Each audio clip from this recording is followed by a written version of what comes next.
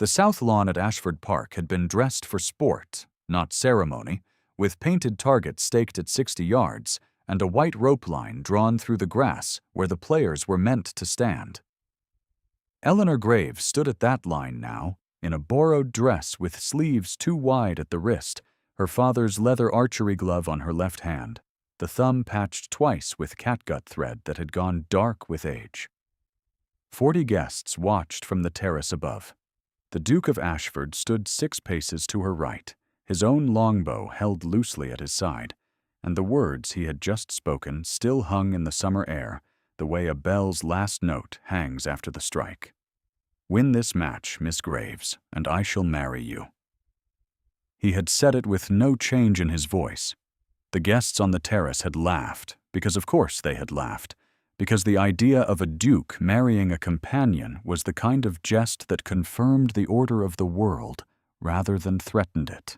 Eleanor's fingers tightened on the grip of her bow. Her pulse climbed into her throat and held there, a sound only she could hear. She did not look at him. She looked at the target. She did not yet know what he had already decided. If you have ever watched someone stand very still while the world makes up its mind about her, you already know why this story matters. Stay close.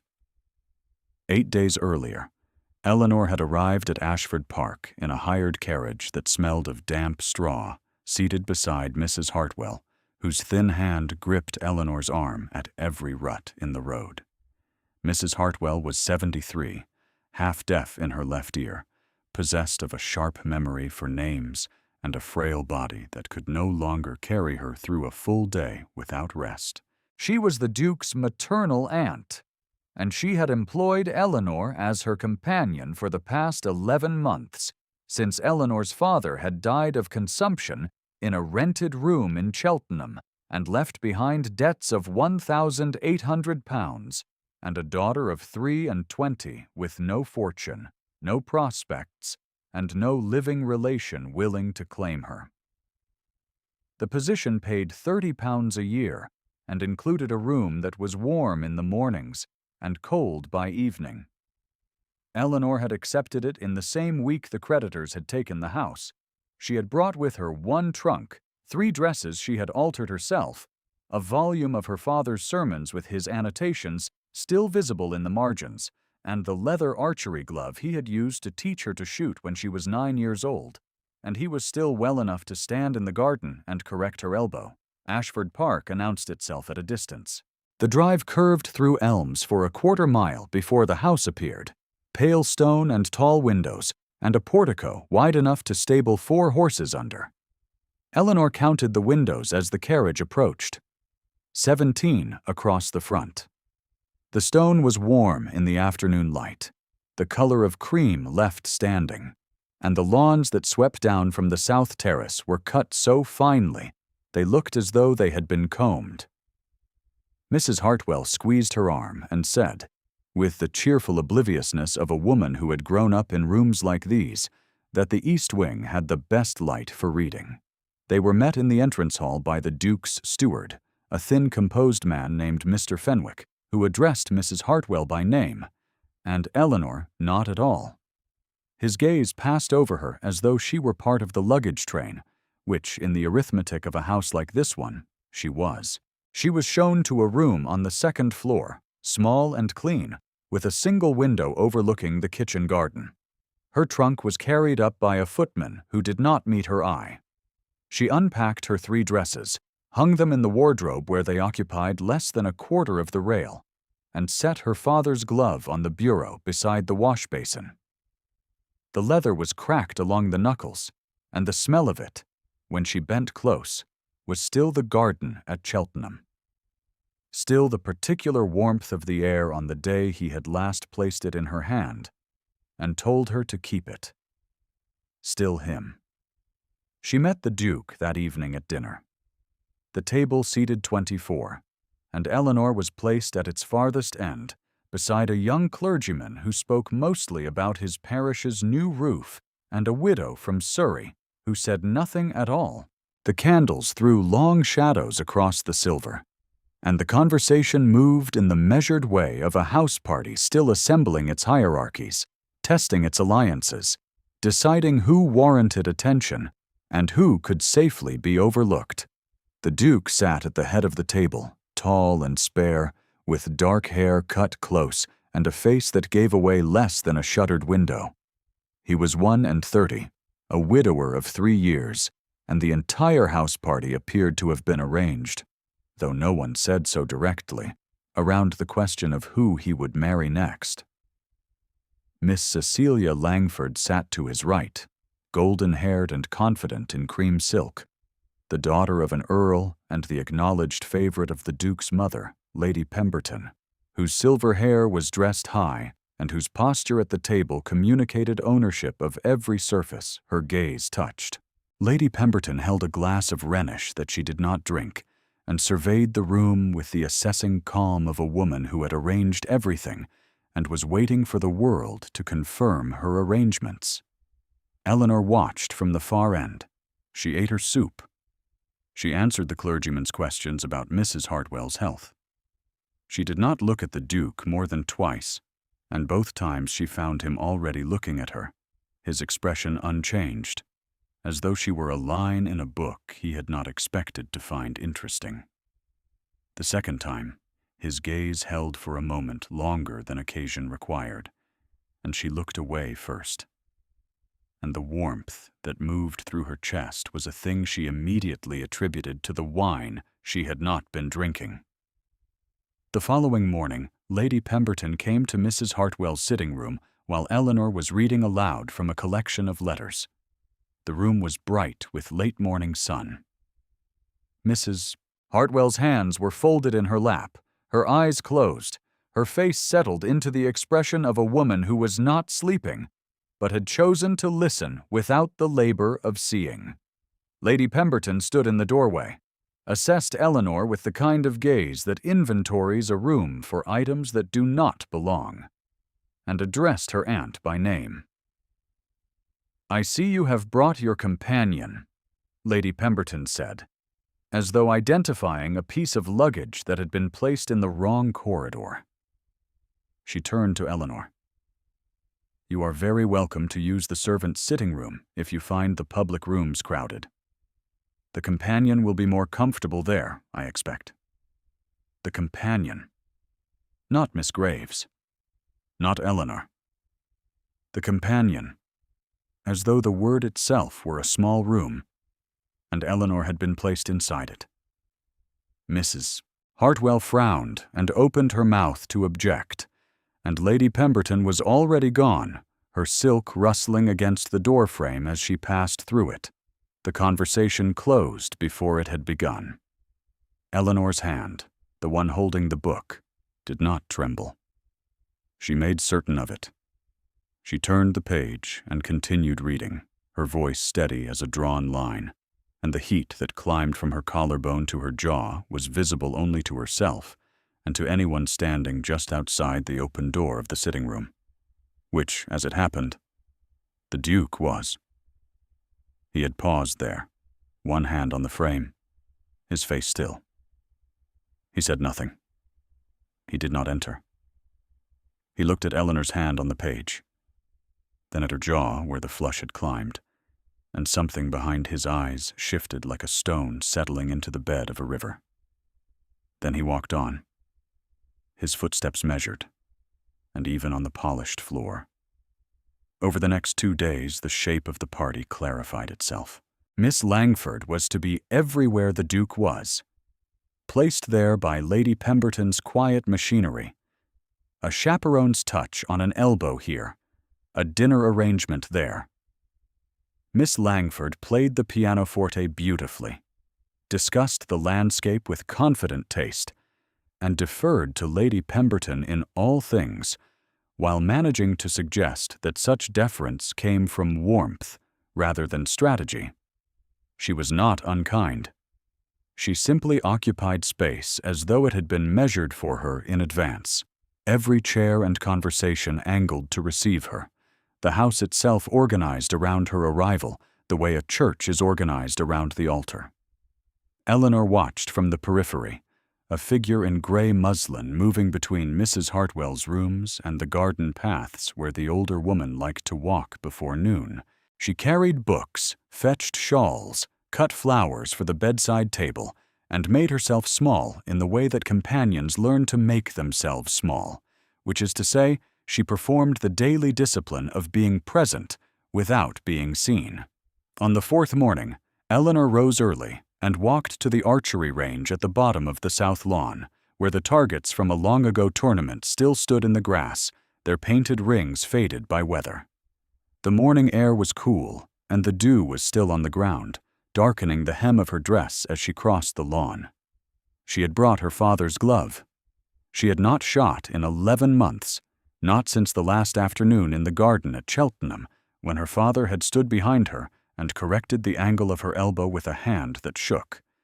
And she had hit the center mark. And he had said, with a voice like sand at the bottom of a glass, "That was very well done." She fitted the glove and took up a longbow from the rack inside the groundskeeper's shed, tested its draw against the strength of her arm, and sent her first arrow into the target at 40 yards. It struck 2 inches left of center.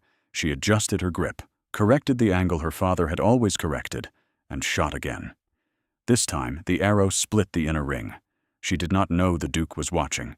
He stood at the edge of the beach walk, half concealed by the turn of the hedge, and he watched her shoot for 7 minutes without moving. She shot 12 arrows.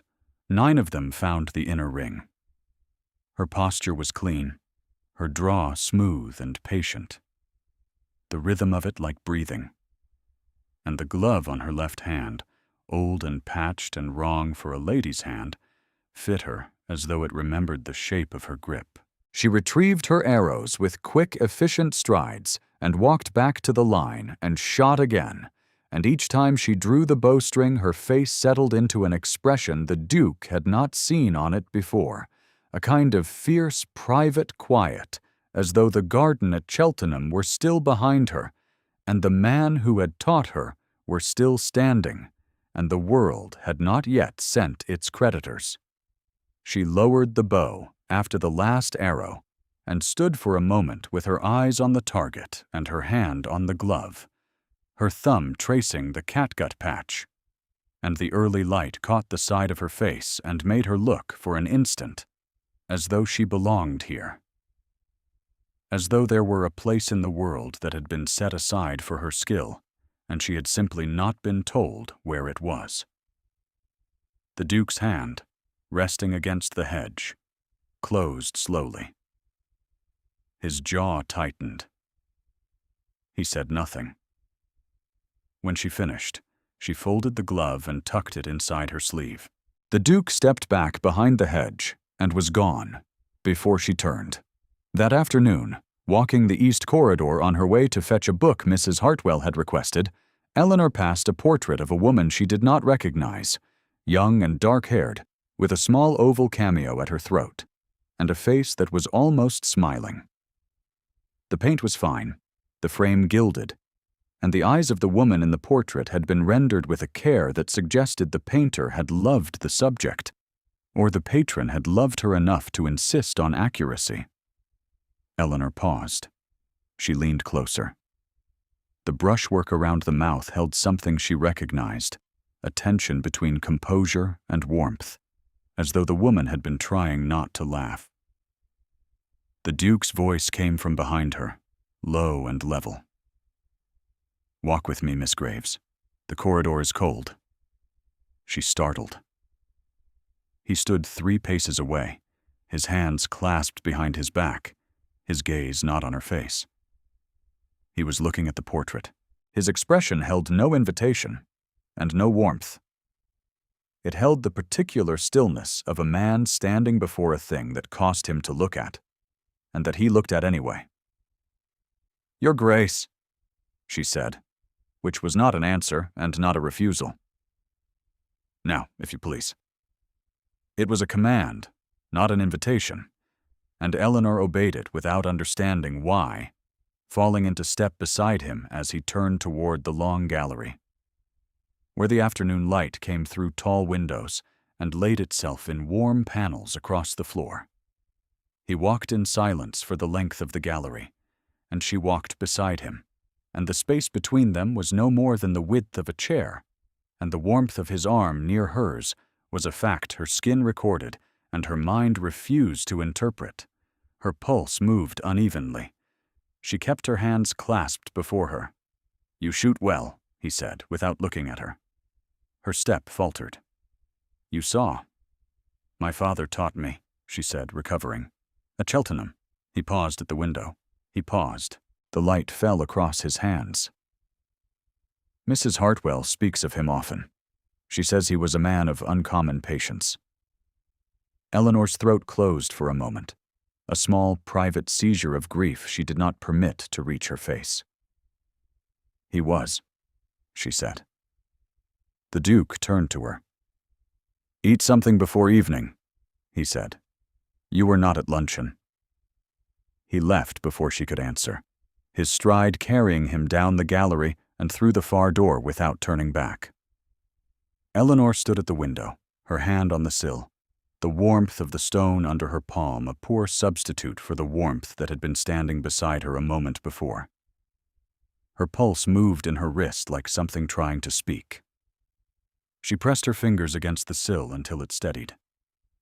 She told herself it meant nothing. She was very practiced at telling herself things that were not true.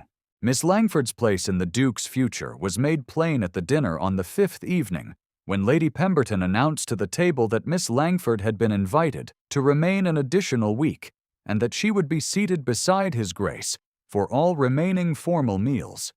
The table received it with the murmur of a group that recognized a verdict when it heard one. Lord Ashby raised his glass. Mrs. Cavendish, the wife of a baronet seated near the center of the table, offered a smile that was calibrated to communicate approval without excessive warmth. The order was settling into place, and the room relaxed into it the way an audience relaxes when the program has been confirmed. Eleanor, seated again at the farthest end, cut her fish into careful pieces and did not lift her eyes. "She is the companion," Lady Pemberton said to Lord Ashby across the table, her voice pitched to carry the way voices are pitched when the speaker wants the room to hear, without wanting to be accused of speaking to the room. "A pleasant girl, I am sure, in her own sphere. One would not wish to raise expectations where none are warranted." The words landed like a hand pressing down on the lid of something that was trying to open. Eleanor set down her knife. The clergyman beside her cleared his throat, and the widow from Surrey looked at her plate. From the head of the table the Duke's hand stilled on his glass, and his jaw, which had been relaxed, went rigid in a way that only the footman standing behind his chair could have seen. He did not speak. He did not look at Eleanor. He looked at his mother, and his eyes held nothing, which was itself a kind of answer.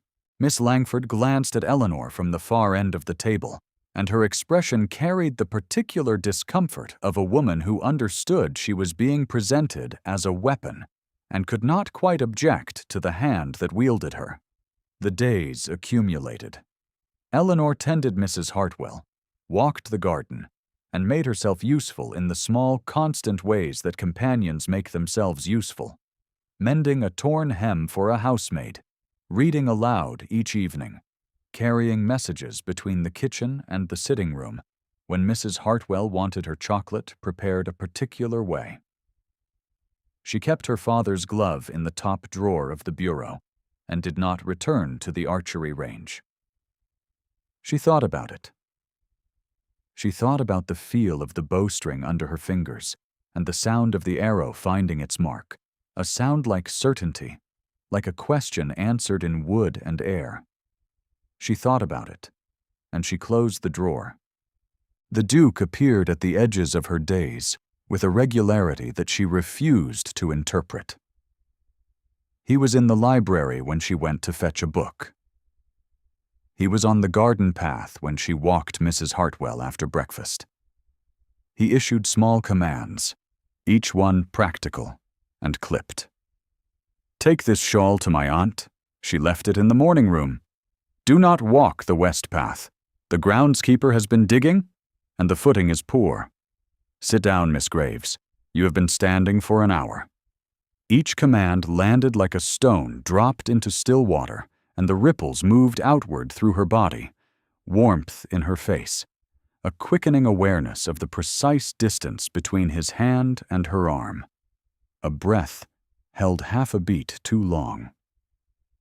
She did not look at the ripples, because looking at them would require believing something she could not afford to believe. It was on the 7th evening that Eleanor learned why the Duke's face went still when he passed the portrait in the East Corridor. Mrs.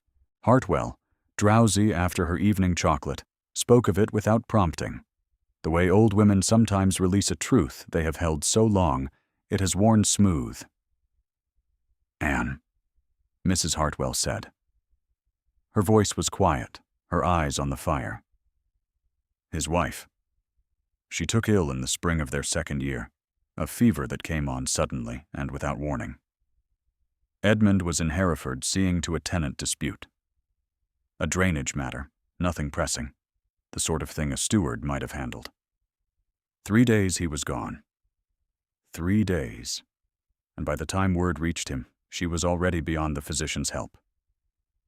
He rode through the night and arrived at dawn, and she was gone before noon." Mrs. Hartwell's hand found Eleanor's wrist. Her grip was fragile and firm. "He has not forgiven himself for those 3 days. He carries her portrait in his waistcoat pocket. I do not think he knows how to set it down." Eleanor sat in the chair beside Mrs. Hartwell's bed and did not move. She thought of the Duke's hand brushing the edge of his waistcoat pocket, a gesture she had seen him make 3 times now, a small unconscious check, as though confirming that something small kept close to his chest was still there. She thought of his face, before the portrait in the corridor, the stillness that was not composure, the silence that was not peace. She thought of a man who had arrived at dawn and found the bed already cooling and had carried that arrival inside his body every day since, the 3 days he was not there, pressing against his ribs like a stone he could not put down. She understood now why he spoke in commands. A man who had failed to be present once would spend the rest of his life arriving too early, too forcefully, in rooms where the people he meant to protect had not yet asked for protection. If you have been listening carefully, you may already sense what Eleanor could not yet see. The story is not finished with her. Stay. On the 9th morning, Lady Pemberton moved. A letter was delivered to Mrs. Hartwell's room, written in Lady Pemberton's precise hand, the ink dark and the script slanted with the confidence of a woman accustomed to having her correspondence treated as instruction. The letter informed Mrs. Hartwell that the household had arranged for a new companion from a reputable agency in Bath, and that Miss Graves would no longer be needed after the end of the fortnight. The letter thanked Eleanor for her service in language that was technically courteous and practically final, and wished her well in finding a suitable position elsewhere. Mrs. Hartwell read it aloud in a voice that trembled with the particular fury of a woman who has been kind her entire life and has just discovered that her kindness carries no weight in the house she helped to build. Eleanor stood at the window and listened and felt the ground tilt beneath her, the way it had tilted 11 months ago when the solicitor had named the sum of her father's debts and the house had stopped being hers. "She cannot do this," Mrs. Hartwell said. "You are my companion. I chose you." "She is His Grace's mother," Eleanor said, "and this is His Grace's house." She said it quietly. She said it because it was true. The machinery was precise, and she could see every gear of it. Lady Pemberton would not risk the companion becoming visible at the wrong moment, in the wrong room, to the wrong pair of eyes. The companion had to be removed before the season's work could be completed. Miss Langford's path had to be cleared of every obstacle, and Eleanor, who had never intended to be an obstacle, had become one by the simple act of being seen by a man whose seeing his mother could not control. An hour later, Mrs. Cavendish was overheard by Eleanor on the terrace as she passed with Mrs. Hartwell's morning tray. Mrs. Cavendish stood at the balustrade with Mrs. Dalton, their parasols tilted against the sun, their voices carrying the comfortable certainty of women repeating a verdict already confirmed by the proper authority. "She is only the companion," Mrs. Cavendish said. "Lady Pemberton says the girl has no connections, no fortune, and no name worth speaking. A pity, truly. One can see she is a decent sort, but one cannot let sentiment interfere with a house of this consequence." Only the companion. The phrase landed for the third time, and this time it landed on ground that was already bruised. Eleanor's fingers tightened on the handles of the tray. The china rattled once. She steadied it and walked on, her back straight, her face composed, and the grief and the anger and the pride moved through her body in a single current that she held inside her ribs without letting it reach her hands. She could have accepted it. She could have packed her trunk and taken the next carriage to Bath, and written to the agencies and begun again. She had done it before. She knew the shape of it, the small daily acts of reassembly that a woman learns when the world has taken her house, and her father, and her name, and left her with a leather glove and a talent nobody has asked for. She did not accept it. That evening, when the announcement was made in the drawing room that the following day's entertainment would be an archery tournament on the south lawn, open to all guests who wished to participate, Eleanor lifted her head. She looked across the room at the Duke, who stood by the mantelpiece with a glass he was not drinking, and for the first time in 9 days she did not look away. His eyes met hers. The contact lasted no longer than the drawing of a breath. She felt it in her wrists, in her ribs, in the place below her collarbone where her pulse ran like a thread pulled taut. He did not nod. He did not smile. His hand, the one that was not holding the glass, moved to the edge of his waistcoat pocket and rested there. And for one instant his face held something she had not seen before. Not warmth, exactly. Not permission. Something closer to recognition. As though he had been waiting for her to lift her head, and she had finally done it. She went to her room. She opened the top drawer of the bureau. She took out her father's glove and fitted it to her left hand and flexed her fingers. And the leather, cracked and soft, answered her grip as though it had been waiting. The archery tournament began at 2 o'clock on a cloudless afternoon. The sky above Ashford Park, the particular blue of an English summer that knows it will not last. The targets had been freshly painted and staked at 60 yards, and a white rope line divided the shooting ground from the spectators' terrace, where chairs had been arranged under a canvas shade and lemonade and cold meats were laid on a table. 14 guests entered their names. Miss Langford shot prettily, her form careful and her aim adequate, and placed 5th. Lord Ashby, whose estate was known for its game, placed 3rd after missing the inner ring on his final arrow by the width of a thumb. The clergyman declined to participate and watched from the terrace with evident interest. Mrs. Cavendish fanned herself and offered commentary on each shot that was less about archery than about establishing her position as someone whose commentary was expected. By the 4th round, only 3 remained. A retired colonel named Barrow, whose hands were steady and whose concentration was visible in the set of his mouth. Eleanor, whose presence at the line had drawn murmurs from the terrace when she first stepped forward, the borrowed dress and the old glove marking her as something the tournament had not been designed to include. And the Duke, whose form had been remarked upon at 3 separate country tournaments, and whose patience at the line was the kind of patience that comes from years of practice, and a body that does what its owner commands. Colonel Barrow missed the inner ring by ½ an inch on his final arrow, and withdrew with a good-natured nod and a comment about the wind, though there was no wind. The crowd leaned forward in their chairs. The Duke and the companion stood alone at the rope line, Lady Pemberton's face, visible at the front of the terrace, had gone pale and fixed.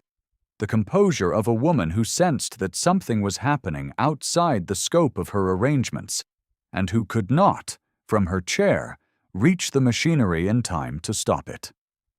The Duke turned to Eleanor. He held his bow at his side. His face was as still as it had ever been, and his eyes held something she could not name. Something that had been building for 9 days in the corridors and the garden paths, and the gallery where the light fell warm across the floor. "Well then," he said, his voice low enough to carry only to Eleanor, and to the 20 or so guests closest to the rope. "Win this match, Miss Graves, and I shall marry you." The laughter came. It came from the terrace, from Lord Ashby and Mrs. Cavendish, and the young wives in their summer gowns, because the words were absurd. And absurdity is what the comfortable reach for when the alternative is uncertainty. Miss Langford did not laugh. Lady Pemberton did not laugh.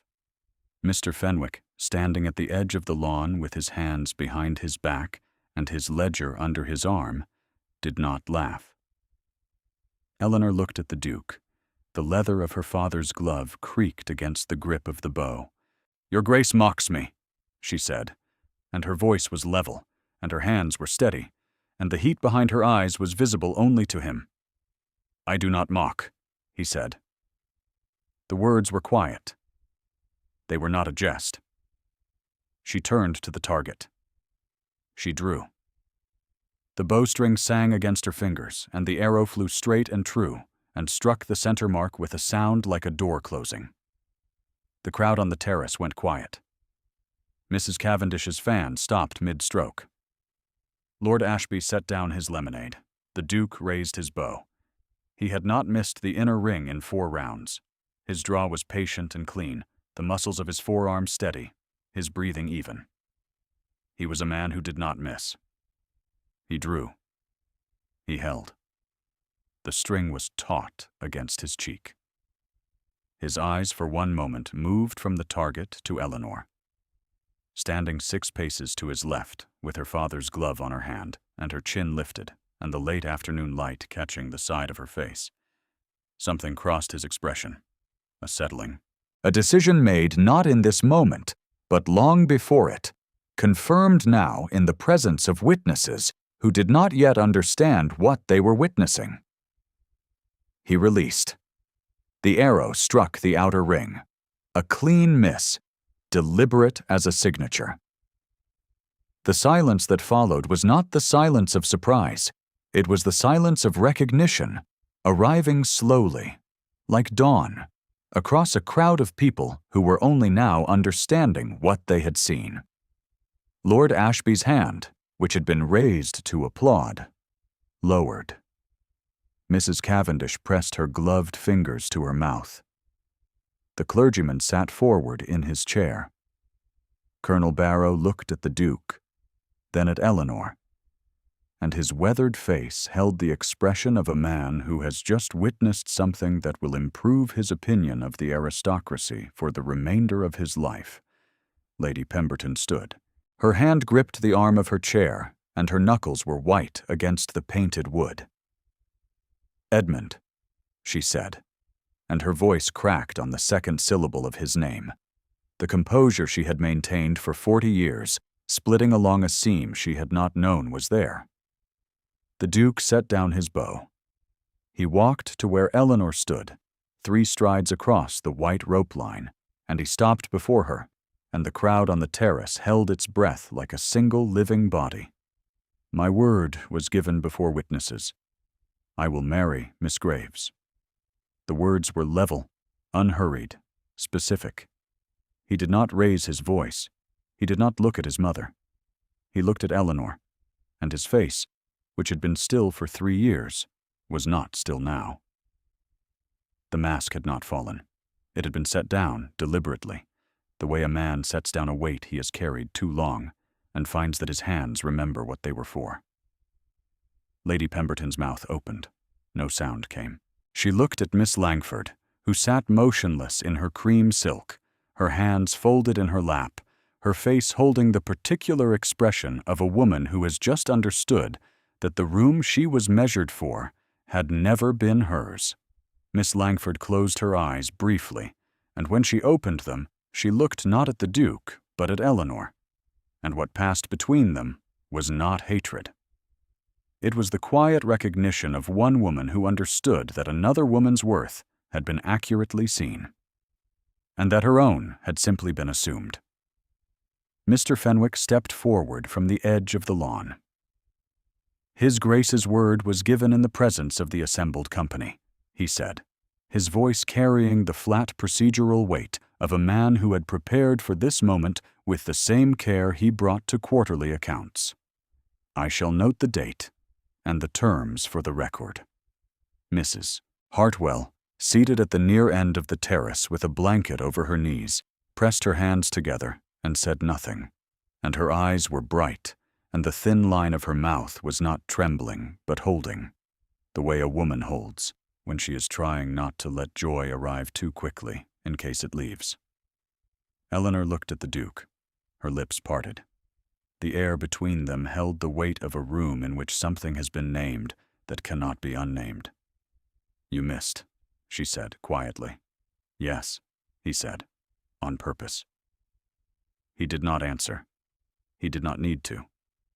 His hand moved, not to her face, not to her waist, not to any place the crowd might have expected, but to the edge of her father's glove, where the catgut thread at the thumb had gone dark with years.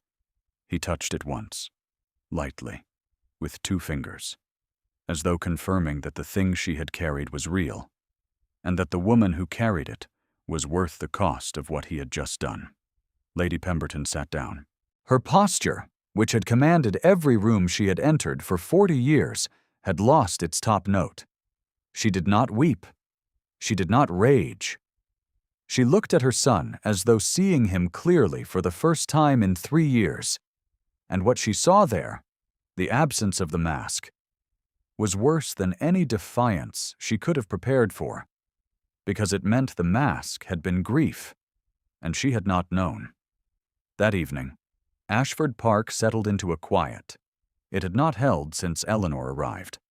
The guests dispersed to their rooms in small, murmuring groups, their conversations carrying the particular hum of people who have witnessed something they will tell others about for years. Miss Langford departed before supper, her carriage called without fuss, her trunk loaded by a footman who held the door for her, with the care reserved for exits that everyone understands and no one names. She paused at the carriage step and looked back at the house, once, and whatever she saw there she kept to herself. Lady Pemberton retired early and did not come down for the cold supper. The house released its held breath. Eleanor sat in Mrs. Hartwell's sitting room by the fire, the older woman asleep in the chair beside her, a blanket drawn to her chin, her breathing thin and steady as a metronome. The letter from Lady Pemberton, the one that had dismissed Eleanor from her position, lay folded on the side table. It would not need answering now. The Duke came to the door. He did not knock. He stood in the frame the way he had stood there 8 days earlier, one hand on the wood, his face lit by the firelight from inside the room. He looked at Eleanor. "Eleanor," he said. It was the first time he had used her given name. The syllables arrived in the quiet room like a key, turning in a lock that had been sealed so long the mechanism protested before it gave. She felt it in her chest, a small, sharp opening, as though a door she had boarded shut had been pushed inward by a hand that did not force and did not ask permission, and did not need to. "You knew you would lose," she said. "I knew I would choose," he said. His voice was low. The match was the means, not the reason. He stepped into the room. He reached into his waistcoat pocket and drew out a small cameo portrait, oval, edged in tarnished silver, the face of a young, dark-haired woman rendered in ivory and framed by brushwork so fine the subject seemed to breathe. Anne. He looked at it for a moment, his thumb resting on the frame the way it had rested there 1,000 times before, in corridors and at bedsides, and in the small hours when grief is the only company that does not leave. Then he crossed the room and set the cameo on the mantelpiece, face forward, in the firelight. Not hidden, not discarded. Placed where it could be seen by anyone who entered this room, which was now, by the weight of what had happened on the south lawn, Eleanor's room as much as his. "She would have liked you," he said. Eleanor's breath caught. She did not speak. She reached for his hand, and he let her take it. And his fingers, which had held the cameo for 3 years, closed around hers with a grip that was not commanding and not gentle, but something between the two, steady and precise. The grip of a man who had decided he would not arrive late again. The fire shifted and settled.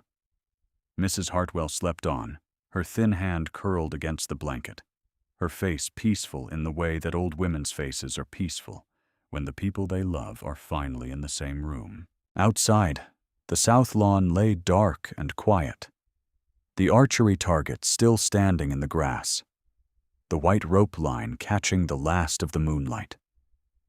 And on the bureau in Eleanor's small room on the 2nd floor, the leather glove lay where she had left it after the match, the thumb patched with catgut thread, the fingers curled slightly inward, as though still remembering the shape of a bow, still holding the steady aim her father had taught her in the garden at Cheltenham on an afternoon when the light was gold and the man beside her was still alive, and the center mark was waiting. Thank you for staying until the end. If Eleanor's story moved you, leave a quiet word before you go.